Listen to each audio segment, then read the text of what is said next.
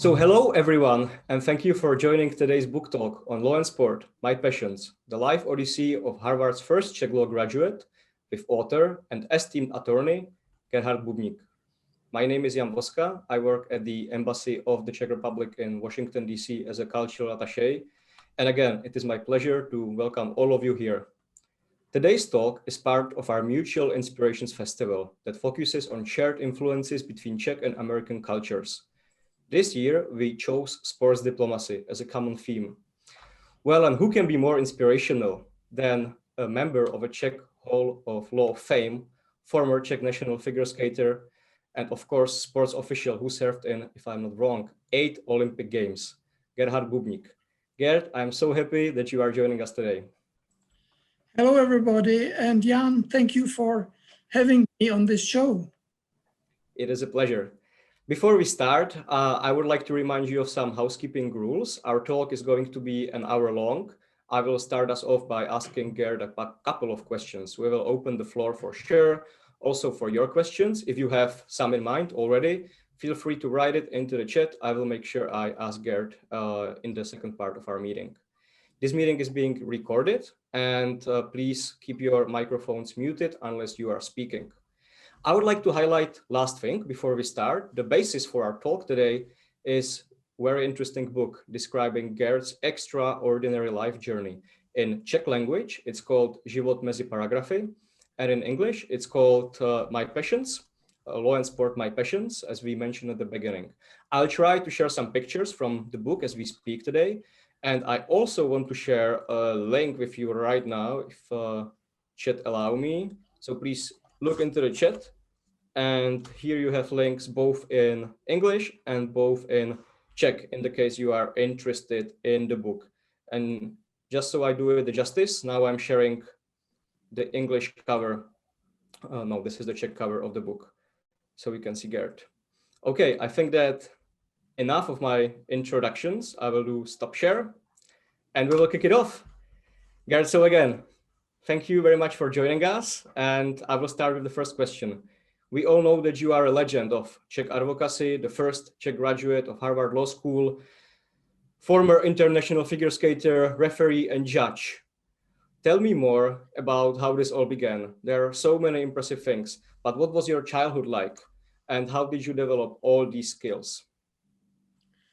Jan, I come from a quite low income family. My father was a cook and my mother a seamstress.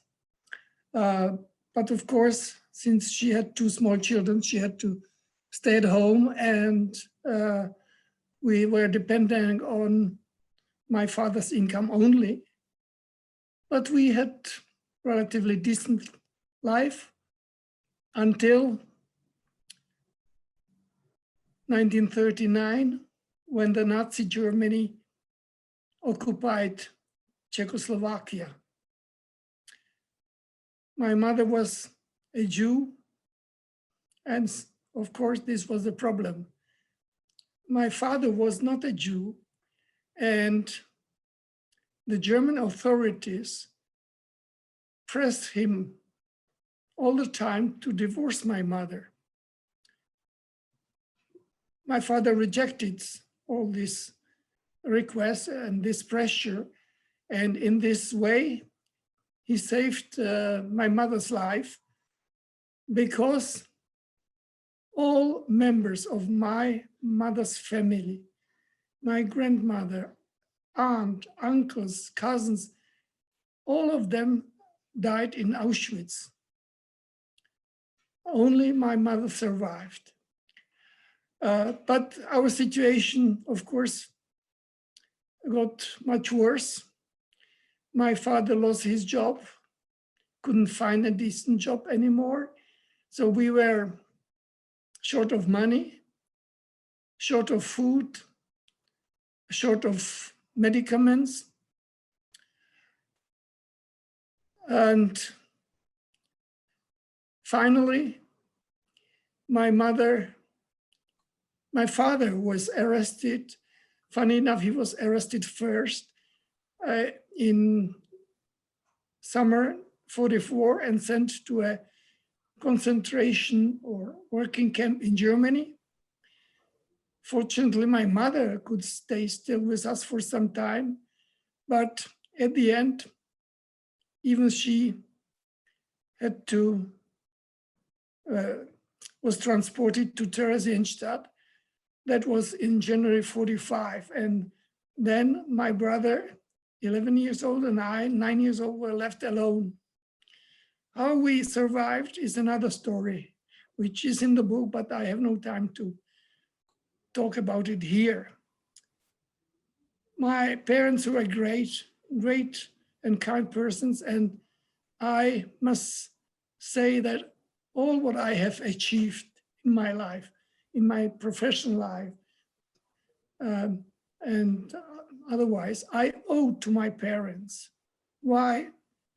Because although they had no higher education at all, they were aware of the importance of education.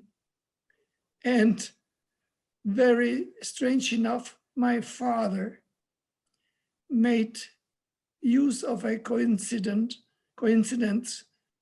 namely that our neighbor was a female teacher of English. And already during the war, in 1943, my father asked her to teach me English at home during the war, privately and secretly. And this, I think, is practically essential for my future life, because my basic knowledge of English make it possible for me to enter right after the war in September 45, the 5th grade of the Prague English elementary school, and then to enter Prague English grammar school, where after 8 years, I graduated in 1953 with, of course, good knowledge of English. And this good knowledge of English helped me, or make it possible many decades later, to be admitted for postgraduate study to the Harvard Law School. Mm-hmm. So this was a milestone. And we will, thank you, Gerd, and we will surely speak about Harvard Law School very soon. But before we get to that, you mentioned already that you were a high-profile ice skater and you were also studying law faculty. So I have two questions. First, why did you decide to study law? And second, how was legal studies compatible with professional ice skating? Well, Jan, the first question is very interesting, because I don't know how it happened that I entered the law school. There was no discussion within the family. I was a good student, a good graduate of a grammar school, so it was clear I would continue and go to university. But there was no discussion what school I should enter, because it was kind of natural development. I had no talent for anything specific. And as a child, I talked a lot and I argued all the time. So the choice was natural, law school, to become a lawyer. As to skating, I skated already as a toddler. During the war, we and my brother skated during the winter all the time on natural ice, on very simple skates, so-called slippers, which were separate from the boots. And the decision to become a figure skater was the decision of my father. He loved to watch both ice hockey and figure skating. And my older brother was already playing ice hockey. And so my father entered me into a figure skating club. I had no objection. And so how it happened. I would say that figure skating is one of the most demanding sport. It requires several hours of practice every day. And from the age of 14, when I was already good enough to compete in low level competitions and in junior competitions, I had to get up 5 times a week at 3:30 in the morning and get by public transportation to the ice rink, where we started our practices 5 times a week at 4:30. We practiced for 3 hours, especially the compulsory school figures in the morning, because it was the only ice rink in the whole country with artificial ice. So it was packed with ice hockey players and with public and figure skater. And after 3 hours of practice at 7:30, I had to run to school, the first years to the English grammar school, later on when I was 18 to the law school. And this went on for 8 years. In the afternoon or in the evening, I had to return to the ice rink to practice for 2 hours the free skating. So this was my life until I stopped competing in free skating when I was in the 4th year of my law school, of my legal studies. I was 22. And with all this time spent on the ice and no spare time and not even time for reading, for doing homework, I don't know how I managed to finally successfully graduate from the English grammar school in 1953, and then from the law school in 1958. Well, and right after graduation, you started to practice law. Very soon, you ended in the law office in the building at Národní třída, which I know very well in person, where you spent 60 years of your career. And 60, you mean? If I am not mistaken, you still have an office there today. But tell us, what was it like to practice law in communist Czechoslovakia? Yeah, and this is a very complex issue, and there is no way how to describe it in, in few minutes. There have been many books published on this issue, and I myself, I don't have my own recollection or my own experience from the early 50s, where the situation in our country after the communist takeover in February 48 was the worst. The regime was quite cruel, and the situation was bad for the whole society, for everybody, including bar association and qualified attorneys who were members of the bar. The bar, after the communist takeover, was decimated. Thousands and thousands of qualified attorneys, members of the bar,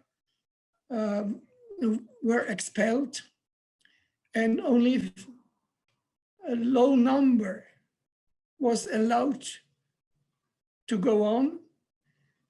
As I remember from the book, there were only 750 qualified attorneys, meaning that those who were admitted to the court.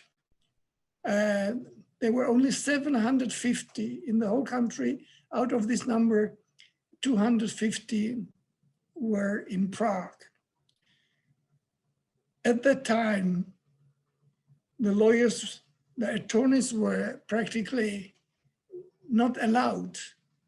It was not possible for them to fulfill correctly their professional duties, to defend properly their clients, and in particular, in those I must say, fabricated criminal political trials where even death penalty were imposed. The defending lawyers couldn't do anything. And I would say they were used more as a props only to give impression of legality. I myself became a qualified attorney and member of the bar only in 1963. This was already a quite different time. The regime was beginning to be more liberal. It was the beginning of the famous Prague Spring. And based on my own experience, I can say and I can confirm that in the period beginning, let's say, 1965, the lawyers, attorneys could and did perform their professional duties consciously, and I would say with no restrictions. What I would also like to mention is that the situation of the Czech Bar Association and of all its members was somewhat different. I would say a little bit better than in other Eastern Bloc countries.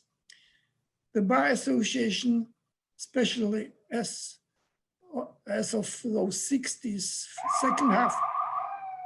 second half of the 50s, I apologize, this is outside my window, some car. The Bar Association did keep its autonomy, and the members of the bar could elect in secret ballots their governing bodies in regional and national level. And this was a great thing because there were no secret ballots at all in Czechoslovakia in that time. No, in any organization or association, just in the bar. And this was sometimes even a problem. It caused clashes with the authorities or with the Communist Party bodies. And this was also maybe the reason why the Communist State Secret Police tried to infiltrate the Bar Association, tried to convince some members, some attorneys to cooperate and to give information to the secret police. And I must say that they even tried this with me. Several times I got visits in my office from top secret police officer trying to get me as an agent. But I'm a hero, but I realize that my professional obligations, my professional duties specified in the then law in force absolutely prevent me from doing something like that. That means to become an informant. And I resolutely and repeatedly rejected. And I must say, I'm glad that there are documents in the archives of the State Secret Police which explicitly confirm this position of mine. I think, Gerd, that what was happening outside of your window right now was sort of soundtrack, to the dramatic moments that the Czech advocacy was through back then. But I want to stay in times around 1965, 1968, because it was just a couple of months before the Soviet invasion when you got unique chance to study in the United States at prestigious Harvard Law School. How did this opportunity arise? And frankly, how was it possible for a law graduate from Eastern Bloc to go to study in the United States? Yes, how was it possible? I would say that it is more like a fantasy film than a reality. It would have never happened if it were not for an American attorney from Philadelphia, Mr. Harold E. Stassen, who at his time was quite a famous person. During the war, he was the governor of the state of Minnesota. And after the war, he was United States ambassador to the United Nations. And also in the 50s, one of the political advisor to President Eisenhower. In the late 60s, we started to cooperate, to work together on a big case. Stassen was representing a client in a big litigation going on in a US court. And this case was connected to pre-war Czechoslovakia. And Stassen needed somebody here to look for evidence and also to give qualified opinion on the pre-war Czechoslovak law, which was decisive for the outcome of the case. And Stassen came several times to Prague, and during one of his visits, that was in spring 1967, he told me, Gerhardt, you are a good lawyer. You have a good knowledge of English. Why don't you apply to one of our prestigious law schools for admission for postgraduate studies and for scholarship? Our universities are granting thousands of scholarships to foreign students every year. So why don't you apply? My reply was, you are crazy. How could a lawyer from a communist country be admitted to a US law school and even get a scholarship? No, he said, just try. That shouldn't matter. So finally I agreed and sent an entirely private letter, private application directly to Harvard Law School without any intervention or involvement of Czechoslovak authorities or law school, my alma mater, just private. I had to pass a difficult language test at the US Embassy and sent all my records of my studies and recommendations of my professor. One of the recommendations was given by Stassen. So I sent it, but I must say I forgot about it in a few weeks because I never gave it the chance. The more so because I didn't hear from Harvard for many months. But then suddenly in April '68, I got a letter with this surprising news that I had been admitted and that I had been awarded scholarship. That time the scholarship was $4,100 US, but that was a lot of money at that time, almost 60 years ago. And I decided to go. I didn't want to go too much because I was already 33 years old. I have been 9 years out of school. I had been practicing attorney for 5 years. But everybody said, Gerhardt, you must go. You must make use of such a unique opportunity. So I left on June 28th already, 1968, because I had been recommended to go for a summer course, preparatory course in American law, which was organized at that time during July and August at the Princeton University. Mm-hmm. So I spent there this whole summer in New Jersey. And in September '68, I moved to Cambridge, Massachusetts. Looking at this unique opportunity now, what was most different from a studying perspective in comparison to the Czech law? And what did Harvard studies give you for your professional career, Gerhard? The differences were huge and fundamental. I would say there were four, if I can say so.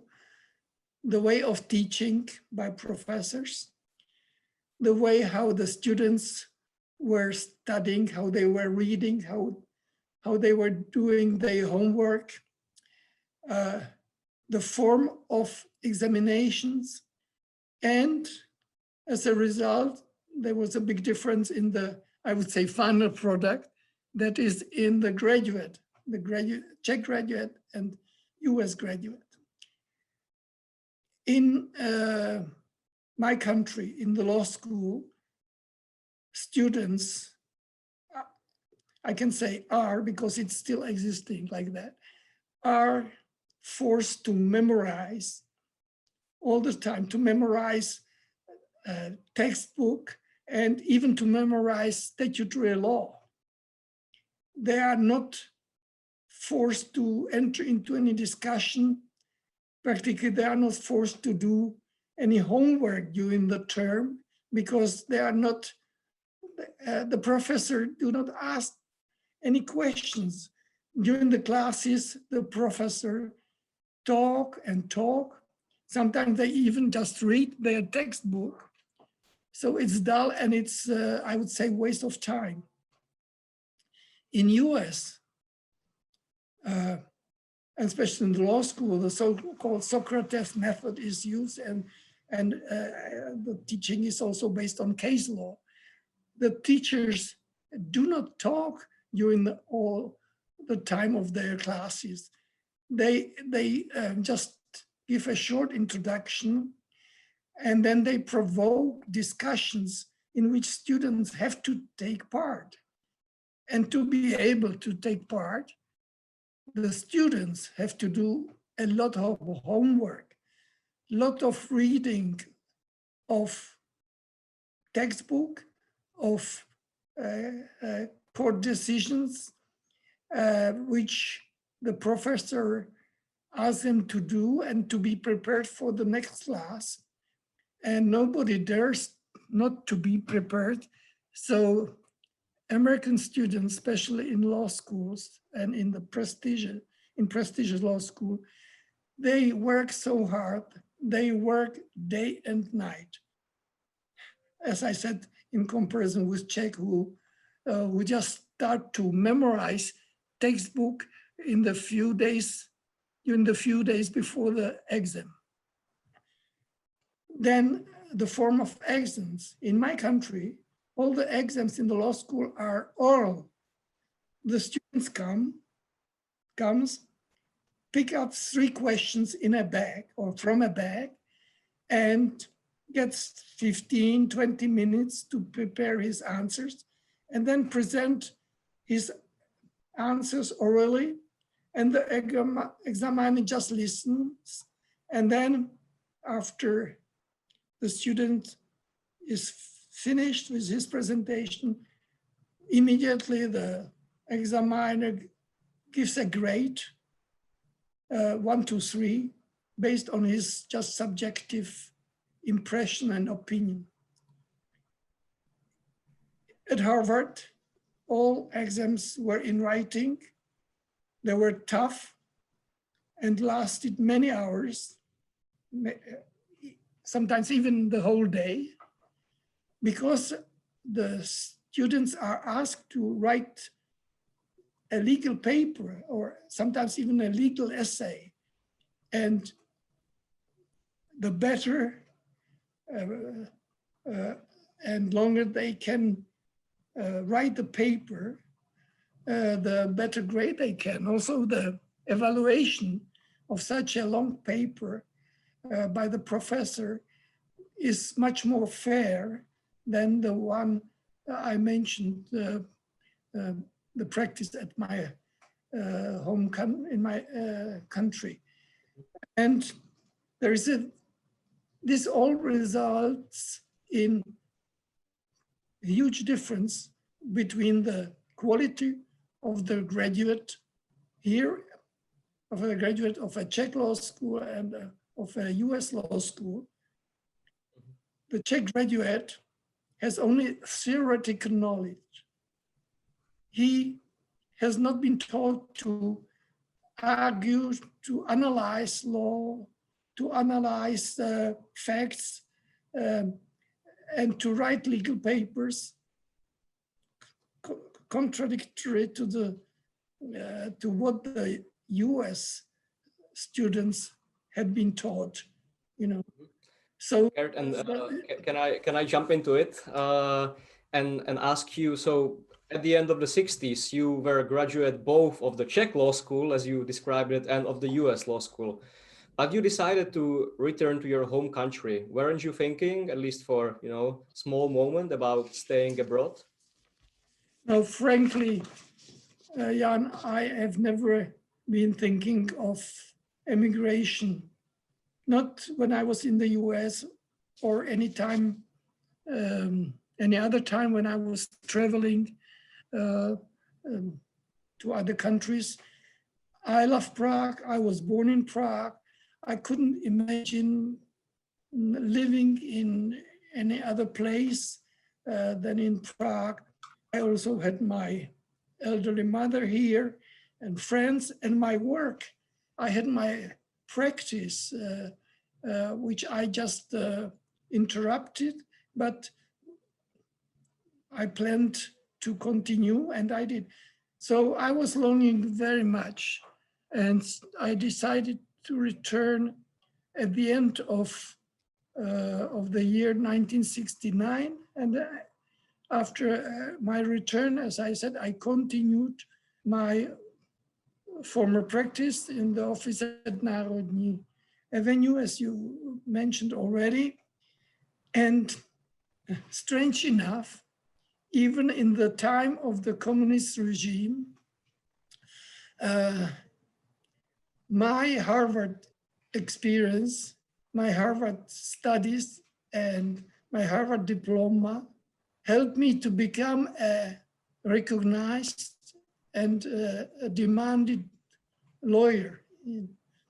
I specialized in big international business transactions, in big international business or commercial litigations and arbitrations. I myself started to act as arbitrator in commercial disputes, not only in Prague, but I was sitting as arbitrator in Paris, Vienna, Zurich. And I was asked for legal assistance by big companies, even corporations, both from the West and also by Czechoslovak big export and import companies to be their counsel. And I was involved in negotiating and drafting contracts for, you know, import or sale or purchase of technologies and turnkey industrial plants worth of many, many millions of dollars with the value of dollars of that time. So I had, you know, I would say I had a kind of monopoly here because I was the only attorney or lawyer who had this Western experience and education, and who had good knowledge not only of English but also of German, French and Russian. And so, as I say, I had no shortage of clients or of business. And besides doing this international business thing matters, I also gradually specialized in cases of compensation for damage suffered in international aircraft accidents, airplane crashes. My biggest case was in 1975 when the a plane of Yugoslav airline full of Czechoslovak vacationers coming from the Adriatic coast crashed while landing near Prague airport. And what happened that all the involved and damage families and persons suffering damage in that accident asked me to represent them, to represent all of them as a group. That meant I represented 75 families of those who were killed and 41 persons who survived but were injured. My third specialization was copyright, and I can mention that among my clients were the Jan Werich family. I represented them for over 20 years, and I administered all the copyrights of Jan Werich and his daughter Jana, as I say, for over 20 years. At the end of the 80s, I was asked by many former skaters, my friends who were living in the West, in US and Canada, where they were skating in ice show, but after the Russian occupation refused to return to Czechoslovakia, so they were so-called illegal immigrants. And I was helping them with many private measures among so-called big class enemies. That was the term used by the communist regime. So I represented also families of these big class enemies, like the relatives of the ruling Liechtenstein family, which until recently was considered to be an enemy. And I represented also grandchildren of former pre-war prime minister. I was able to help them and to export for them as inheritance a lot of antiquities which were of great value in the West. And nobody believed at that time that this was possible. In this connection, I was again investigated by the communist state police because they received an anonymous letter claiming that I was illegally exporting antiquities, which was a crime at that time. But it was not true, and I've successfully finished the cases. Thank you, Gerd. The outline of your legal cases is incredible, but we will have to stop here with the legal cases because people indeed know you also as a very successful sports official. I already have first question that came in, and David says hi to you, and he says, Gerhardt is a treasure, and he wants to ask the same question that I wanted to ask you. So I think that we will answer his question if I just speak about the big Lillehammer Olympic case, because you acted as a judge and referee in many world championships and several Winter Olympics, and you had to take some very, very important decisions. One of them was case of Tonya Harding in the Lillehammer Olympics. Can you tell us more about the details of the case? This is a unique case. Tonya Harding, Nancy Kerrigan case is a unique case in the history of sport, and at the same time, a very sad case. It happened before the Winter Olympics in Lillehammer, which took place in February of '64, and I was acting as a assistant referee in the ladies figure skating competition, together with the referee Britta Lindgren from Sweden. US ladies, figure skaters, Nancy Kerrigan, and also to some extent Tonya Harding, were considered to be the main contenders for the Olympic gold, or at least for an Olympic medal. Tonya Harding, however, knew that she could never win if Nancy Kerrigan is in the competition, because there was still a quality difference between the two of them. And what happened in December 1993, during the US Figure Skating Championship, Nancy Kerrigan was badly injured by unknown men in the ice rink, and she had to have a surgery, and everybody believed that she cannot, or she would not be able to participate in the Olympics. So already at that time, there was a kind of suspicion that Tonya Harding or her family could have been involved, but there was no evidence at that time. And so Tonya Harding was allowed to go to the Olympics, but what she and nobody else expected was that Nancy Kerrigan recovered fairly quickly, and she got a special permit to go to the Olympics, even she didn't qualify in the US Figure Skating Championship. Well, when they arrived to Lillehammer, Britta Lindgren and I, we were quite busy with the competition, because there was a full week before the competition started, full week of practices every day. And these two ladies were a nightmare for us, because they didn't speak to each other, but they had to practice on the same ice at the same time.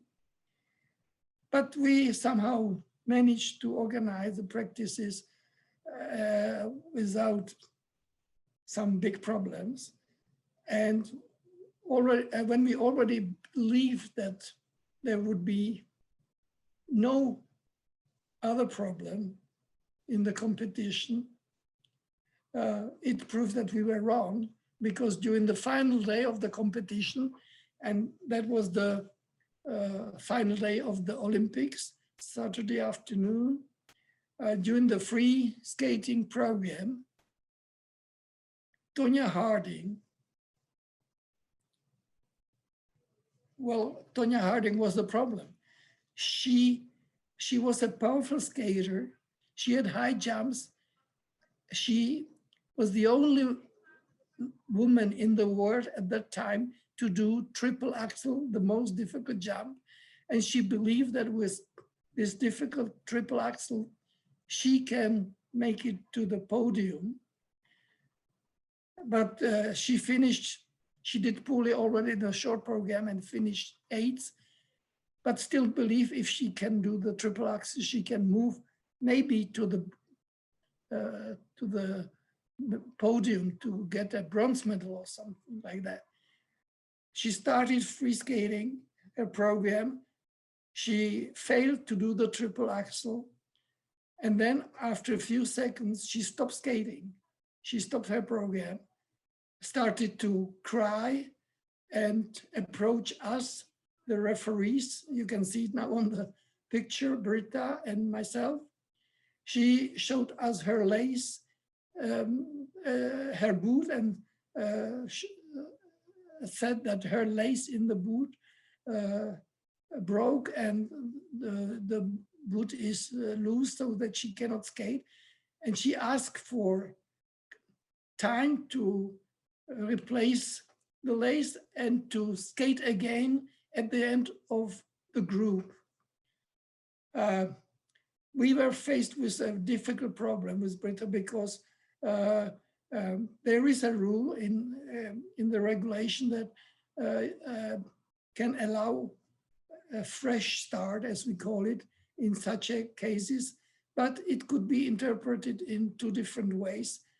And we were faced also with the reaction of the full-packed ice rink with the audience, because Tonya was already unpopular at that time, and the audience started to boo and whistle and so on.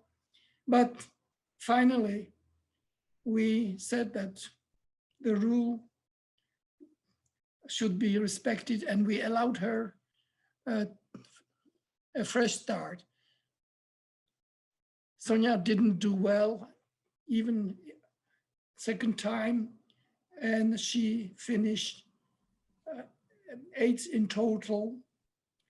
And that was the end of her figure skating career, because soon after, several months after the Olympics, her ex-husband and his accomplices were found guilty and sent to prison because they performed the attack on Nancy. And even Tonya, she pleaded guilty to conspiracy and was given a postponed penalty and some financial penalty as well. So very sad story. Thank you, Gerhardt, about sharing more with us about this extraordinary case. Dear audience, I have one more question for Gerhardt, who will be about the main personality of our festival, Vera Čáslavská. However, before I get to it, I want to give a chance or heads up to anyone who wants to ask a question live right now. Just raise your hand and I can allow you to speak. If there is no one at the moment, I will ask you, and I will give again the chance after Gerhardt finishes with my question, or you can also write it in the chat. There is one question actually in the box already. But before we get to it, I want to speak a bit about Vera Čáslavská, Gerhardt, because as I mentioned, the embassy is celebrating her legacy via Mutual Inspirations Festival.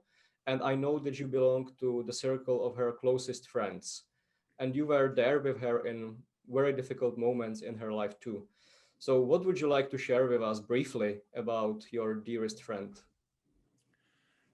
Well, I have known Vera since she was 6 or 7.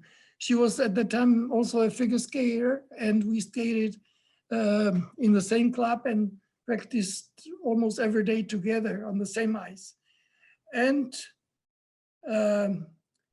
she was a powerful skater, a strong skater, but at the age of 14, she switched to gymnastics, which proved to be a very wise and correct decision, taking into consideration her future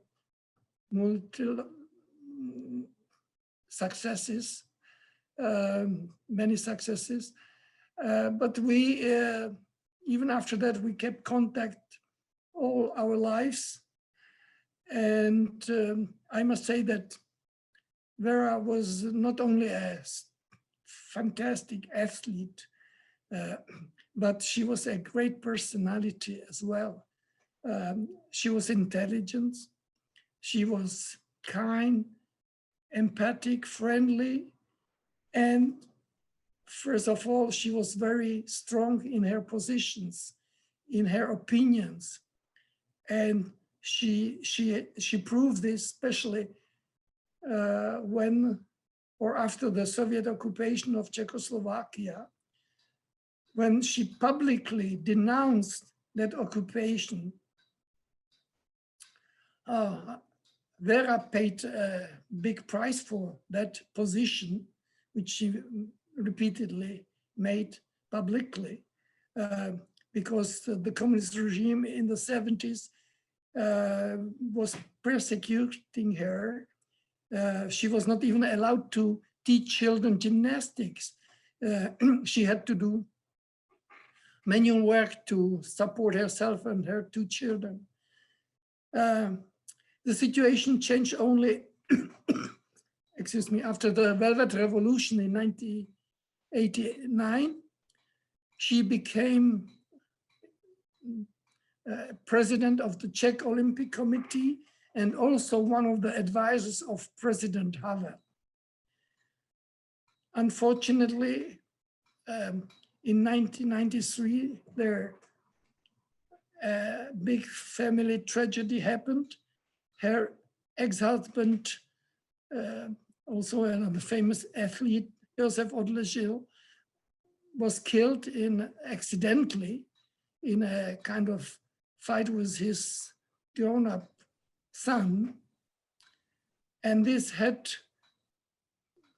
a very bad impact on Vera's life, because some media and some people start to blame her as if she were responsible, which she was not. And Vera was very much depressed. I witnessed this personally during the Olympics in Lillehammer, because we were both present there for 2 weeks. Vera complained to me how badly she was treated from some other members of the Czech Olympic Committee. And when we were alone, she even cried. And when we returned to Czechoslovakia, or to Czech Republic at that time, she had to be treated. Her depression was so bad that she had to be treated in an institution, and she had to withdraw from public life for next 10 years. I was very happy when she returned after that period and appeared in public, and we could meet again, both privately or in at different events of the Czech Olympic Committee and so on. But I will not forget that day. One day in June 2015, Vera invited me and few other close friends of her to her home in Černošice, and there she informed us that she was suffering from a bad illness, namely pancreas cancer, and she was surely aware how serious this illness was. And I had the feeling that by inviting us, she wanted to, in fact, to say farewell to us, to her closest friends. Vera died 1 year later. I helped to organize a kind of ceremony, celebration of her life in the National Theatre. Vera will never be forgotten. Vera will not be forgotten not only by Czechs and Slovaks, but by millions of Japanese people who love her, and by millions of other people in the world. Thank you, Gerhardt. That was very, very moving finish of the question. I have one question in the chat. I just want to make sure that there is no one who wants to ask question live. Okay, perfect. May I have a question, please? Sure, Mr. Ladislav. Yes. Hello, Charlie. I'm just a primitive question. How long did it last to you to write the book from the very beginning until you hold the book in your hands? Well, I think it took a year, but I must admit I never wanted to write that book. I was by my friends from the legal profession and from the International Skating Union to write a memoir, because I was so old and I was telling so many stories from the history of skating competition, or for some special experience with my legal cases. So they said, you must put it down because nobody remembers it. What I did is that I was thinking of what I wanted to tell And then I dictated the whole book practically from scratch into a dictaphone. And I was helped by Magdalena Sononkova, a journalist who was editing all what I have dictated and advising me. And without her, the book would never be finished. And just for the other audience, you called me Charlie. Charlie is my nickname from the time of my studies at the English grammar school. It's great to see your old friends and also colleagues from the law office here. We are having one last minute. I want to, Gerd, this is going to be a challenge for you, but Magda is asking, hello, Gerd, bravo, very inspiring. What would be your advice for young lawyers? And Gerd, to make it even more challenging, you have 1 minute to answer this. I think that they have to not only to apply the law and to represent clients, but doing so, they must be aware of all the ethical rules which are still in force and valid for performance of the duties of a professional lawyer, of an attorney. And I think that they should not think only of making profit, but helping people even pro bono, in the way of pro bono. That means free of charge, because that is part of our professional and ethical duties. And I myself have done a lot of pro bono. Thank you. Thank you, Gerd. I'm afraid that we are just reaching 11 a.m. in the United States and 5 p.m. in at least Central Europe. So Gerd has to go to theater, I know, today. So I promised we will end on time. And I know that... No, I have to go to play a bridge tournament at 6. Oh, it's a bridge tournament. I wanted to ask you, how do you keep yourself so energetic? But I think that we just heard all the reasons. You love what you do, and I want to thank you for it. I want to thank you for sharing your thoughts and having this wonderful hour with us. I want to thank you also to the audience for being here with us. And I can only say 2 more things. I highly encourage you to read Gerhardt's book, either in Czech or in English. I mean, I can highly encourage you to join other online talks of our festival. Gerd, thank you so much again. My pleasure. And I was really honored to be on your show and to be able to talk so much again. Thank you very much.